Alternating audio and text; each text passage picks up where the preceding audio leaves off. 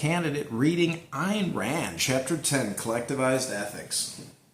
Certain questions which one frequently hears are not philosophical queries, but psychological confessions. This is particularly true in the field of ethics.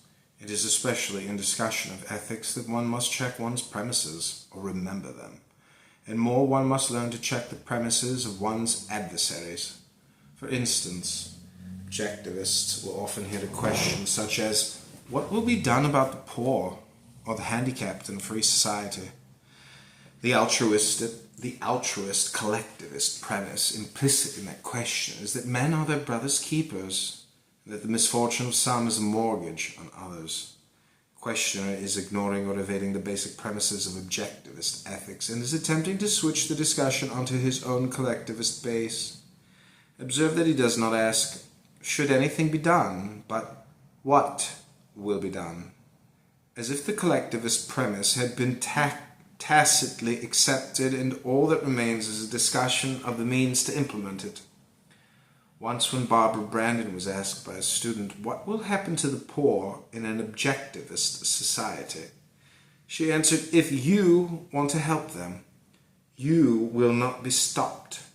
This is the essence of the whole issue and a perfect example of how one refuses to accept an adversary's premises as the basis of discussion.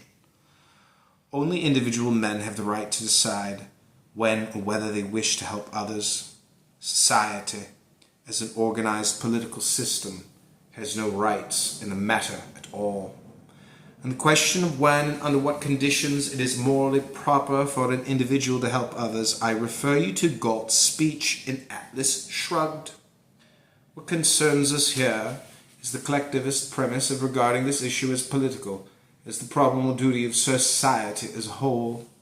Since nature does not guarantee automatic security, success and survival to any human being, it is only the dictatorial presumptuousness and the moral cannibalism of the altruist collectivist code that permits a man to suppose or idly to daydream that he can somehow guarantee such security to some men at the expense of others. If a man speculates on what society should do for the poor, he accepts that by the collectivist premise that men's lives belong to society and that he, as a member of society, has the right to dispose of them, to set their goals, or to plan the distribution of their efforts. This is the psychological confession implied in such questions and in many issues of the same kind. At best, it reveals a man's psycho-epistemological chaos. It reveals a fallacy which may be termed the fallacy of the frozen abstraction.